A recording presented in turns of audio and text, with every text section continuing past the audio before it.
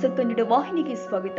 ಧಾರವಾಡ ಜಿಲ್ಲೆಯ ಕುಂದಗೋಳ ತಾಲೂಕು ಪಟ್ಟಣದ ಎಪಿಎಂಸಿ ಆವರಣದಲ್ಲಿ ಕಡಲೆ ಬೆಂಬಲ ಬೆಲೆ ಅಡಿಯಲ್ಲಿ ಕಡಲೆ ಖರೀದಿ ಕೇಂದ್ರ ಆರಂಭವಾಗಿದ್ದು, ಇದೀಗ ಕಡಲೆ ಕಾಳು ತುಂಬಲು ಚೀಲ ಎಲ್ಲರ ಕಾರಣ ಚೀಲ ಖಾಲಿಯಾಗಿದೆ. ಮೇಲಿಂದ ಚೀಲ ಬಂದ ಮೇಲೆ ಕಡಲೆ ಖರೀದಿ ಕೇಂದ್ರ ಆರಂಭಿಸಿದ್ದೀವಿ ಅಂತ ಹೇಳ್ತಾರೆ. ಚೀಲದ ನೆಪದಲ್ಲಿ ಕಡಲೆ ಖರೀದಿ ಕೇಂದ್ರ ಬಂದಾಗಿದೆ.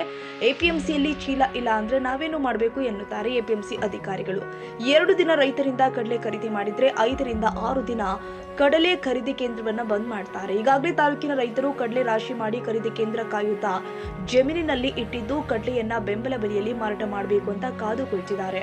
ಮಳೆ ಬಂದ್ರೆ ಅವುಗಳನ್ನ ಸುರಕ್ಷಿತವಾಗಿಡಲು ರೈತರಿಗೆ ಬಹಳಷ್ಟು ಕಷ್ಟವಾಗಿದೆ ಅಂತ ತಾಲೂಕು ಕರ್ವೆ ಅಧ್ಯಕ್ಷ ತಹಸೀಲ್ದಾರ್ ಕಚೇರಿಗೆ ತೆರಳಿ ಉಪ ತಹಸೀಲ್ದಾರ್ ಆದ ರೇಣುಕಾ ದಾನಣ್ಣ ಅವರಿಗೆ ಶೀಘ್ರದಲ್ಲೇ ಕಡಲೆ ಖರೀದಿ ಕೇಂದ್ರ ಆರಂಭಿಸಬೇಕು, ಇಲ್ಲವಾದ್ರೆ ಉಗ್ರ ಹೋರಾಟ ಮಾಡುವುದಾಗಿ ಎಚ್ಚರಿಸಿ ಉಪ ತಹಸೀಲ್ದಾರ್ಗೆ ಮನವಿ ಸಲ್ಲಿಸಿದ್ರು. ಉಪ ತಹಸೀಲ್ದಾರ್ ಅವರು ಮನವಿ ಸ್ವೀಕರಿಸಿ ಮಾತನಾಡಿದ್ದು, ತಕ್ಷಣವೇ ನಿಮ್ಮ ಬೇಡಿಕೆಯನ್ನ ಈಡೇರಿಸುವುದಾಗಿ ಭರವಸೆ ಕೊಟ್ಟಿದ್ದಾರೆ.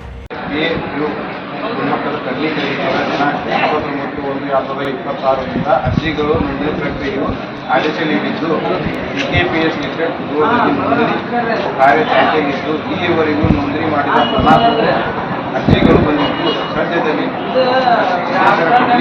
ಖರೀದಿ ಪ್ರಕ್ರಿಯೆ ಖಾಲಿ ಚೀಲಗಳು ಖಾಲಿಯಾಗುತ್ತವೆ. ಈ ಬಗ್ಗೆ ಕರ್ನಾಟಕ ರಾಜ್ಯ ಮಾರಾಟ ಮಂಡಳಿ ಹುಬ್ಬಳ್ಳಿ ಇವರಿಗೆ ಖಾಲಿ ಚೀಲ ಸಾಗಾಣಿಕೆ ಮಾಡಲು ಬಹಳಷ್ಟು ಬಾರಿ ಪ್ರಯೋಜನವಾಗುತ್ತಿಲ್ಲ.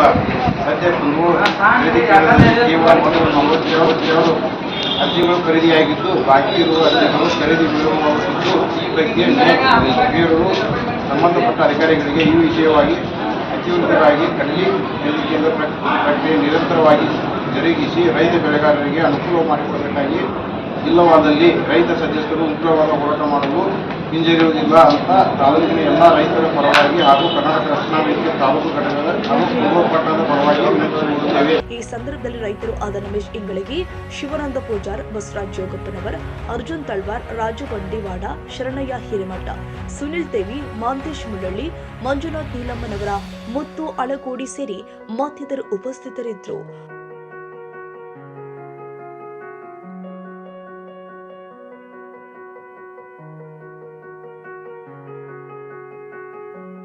ತಾಜಾ ಸುದ್ದಿಗಾಗಿ ಎಂಟಿವಿ ನ್ಯೂಸ್ 24x7ಗೆ ಸಬ್ಸ್ಕ್ರೈಬ್ ಮಾಡಿ ಮತ್ತು ಬೆಲ್ ಐಕಾನ್ ಅನ್ನು ಒತ್ತಿ. ತಪ್ಪದೇ ಲಿಂಕ್ ಶೇರ್ ಮಾಡಿ.